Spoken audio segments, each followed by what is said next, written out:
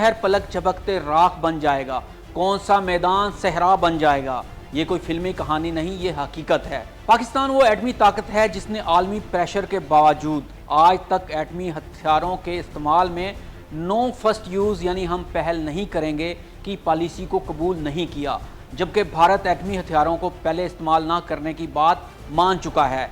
लेकिन भारत सिर्फ ज़ुबानी वादे करता है और जब एटमी मिसाइल अपने हदफ की तरफ बढ़ते हैं तो फिर मायदे, अखलाकियात सब राख हो जाते हैं। आज हम जानेंगे कि पाकिस्तान के वो कौन से एटमी मिसाइल हैं जो भारत के दिल तक पहुंच सकते हैं और एटमी जंग का वो खौफनाक मंजर कैसा होगा जिसका तस्वर भी रूह को कपकपा देता है। तैयार हो जाएं, क्योंकि अब आप सुनने जा रहे हैं एक ऐसी हकीकत जो आपको हिला कर रख देगी। सबसे पहले ये जान लेते हैं कि जब एटमी हमला होता है तो क्या होता है, बम कैसे फटता है और बच जाने वाले लोगों के साथ क्या कुछ होता है। तो जनाब, एटमी वारहेड को मिसाइलों और त्यारों के जरिए मुख्तलिफ इलाकों पर फेंका जाता है, जिसके बाद एटम बम फटता है और एक ज़ोरदार धमाका होता है। जैसे ही एक एटमी बम फटता है, आग का एक गोला जिसका दर्जा हरारत सूरज के मरकज़ जितना होता है सब कुछ जलाकर भस्म कर देता है। ज़ोरदार झटके की लहर मीलों दूर इमारतों को ज़मीन बोस कर देती है। मोहलक ताबकारी फ़िज़ा, पानी और ज़मीन को जहरीला कर देती है।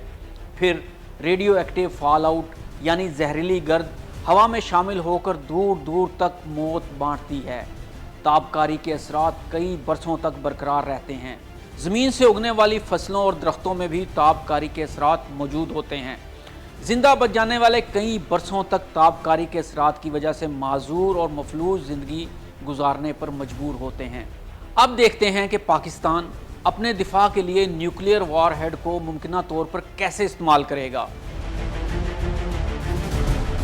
यूं तो पाकिस्तान के पास न्यूक्लियर वारहेड की सलाहियत रखने वाले मिसाइल की एक बहुत बड़ी खेप मौजूद है, जो चंद किलोमीटर से लेकर कई 100 किलोमीटर तक भारत के इलाकों को निशाना बना सकती है।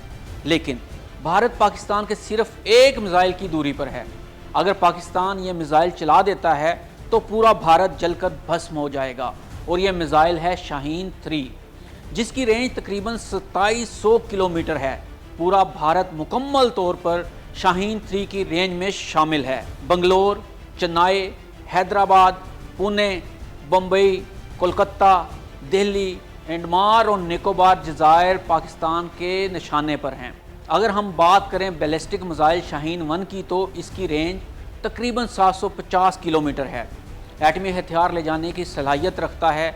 रेंज में आने वाले हिंदुस्तान के शहर हैं अमृतसर, चंडीगढ़, दिल्ली और जयपुर।